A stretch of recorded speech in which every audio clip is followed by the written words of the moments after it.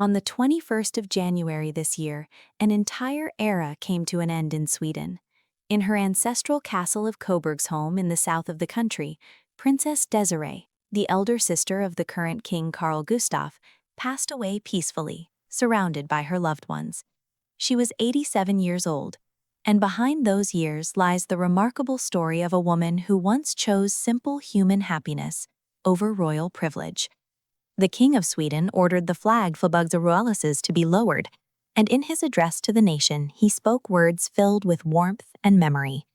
He recalled the heartfelt family gatherings in the Silverheim home, that very place in Västergötland, which became a true home for his sister, far dearer to her than any royal palace.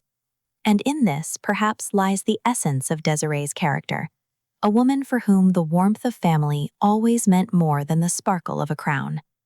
The story of Princess Desiree began on the 2nd of June 1938 at Haga Palace near Stockholm.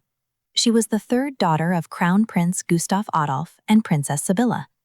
Little Desiree, named after Queen Desideria, who lived in the 19th century, became the bright light this family so deeply needed. The childhood of Princess Desiree and her sisters at Haga Palace became almost legendary. The four girls were known as the Haga Princesses. Alongside her two elder sisters, Margaretha and Birgitta, and later her younger sister, Christina, Desiree grew up in an atmosphere that was not typically royal. Yes, there were governesses and tutors, but there were even more simple childhood joys, playing outdoors, spending time with animals, skiing in winter. The girls studied ballet, took music lessons, and it was during those years that the especially close bond between Desiree and Birgitta was formed, a bond that would last their entire lives.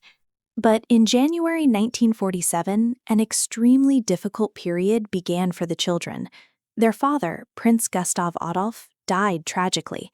Desiree was only 9 years old, and her younger brother, Carl Gustaf, born a year earlier, never truly got the chance to know his father. During those painful days, their nanny, Ingrid Bjorneberg, became their real support, almost a second mother. Their father's passing changed everything. Little Carl Gustaf, at the age of 4, became crown prince because his grandfather, King Gustaf VI Adolf, ascended the throne in 1950. Despite everything they had endured, life continued. Desiree received an excellent education. At first, she studied at home in a small class with girls her own age. Then she attended the French school in Stockholm. In 1955, she even went to Switzerland for further studies. But what was truly remarkable was that this princess chose a very down-to-earth profession. She completed training as a preschool teacher and worked as a kindergarten educator. The director of the hospital where she did her practical training spoke of her extraordinary ability to inspire children, her sensitivity, and her kindness. This says a great deal about who she truly was, a woman with a genuine calling to help others. In 1963, Desiree announced her engagement to Baron Nicholas Silvershield. For the royal family, this was not an easy situation at the time. Although the Baron was of noble birth, he did not belong to a reigning dynasty, and Swedish law at that time was strict. By marrying someone of non-royal rank, the princess would lose the title of Her Royal Highness. But could that truly stop a woman in love? Desiree made her choice, and on the 5th of June 1964, their wedding took place at the Great Church in Stockholm. More than 4 million people watched the ceremony on television.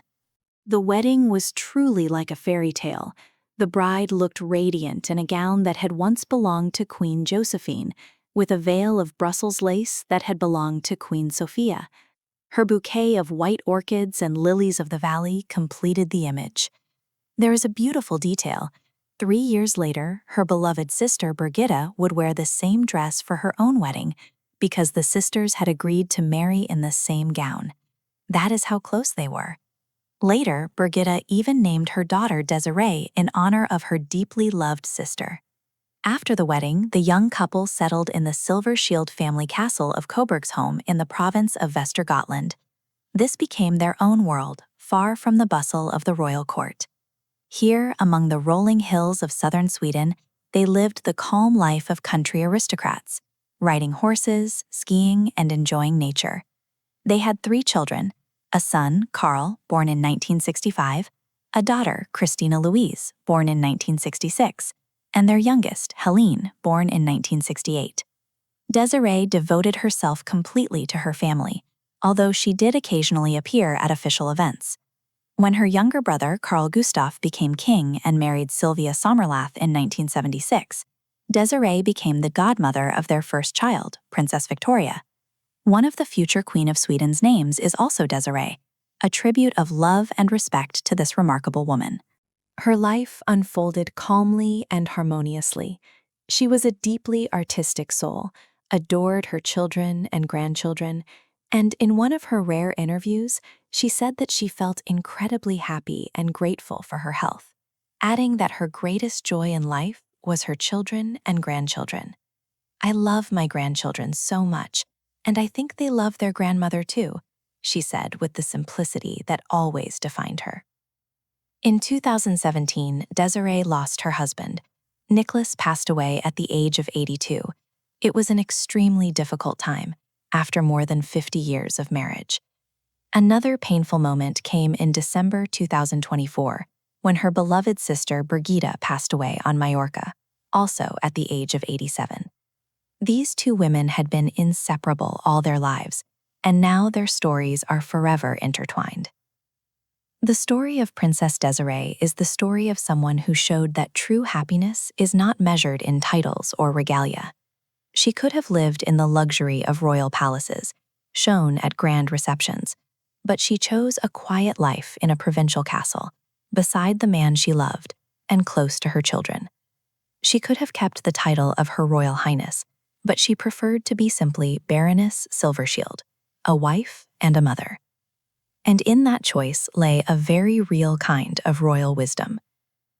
She leaves behind 3 children, grandchildren, great-grandchildren, a royal brother, and the memory of a woman who showed everyone that love matters more than a crown. Information about the farewell ceremony will be announced later, but already now all of Sweden is quietly saying goodbye to a princess who chose her heart over the throne and never once regretted it.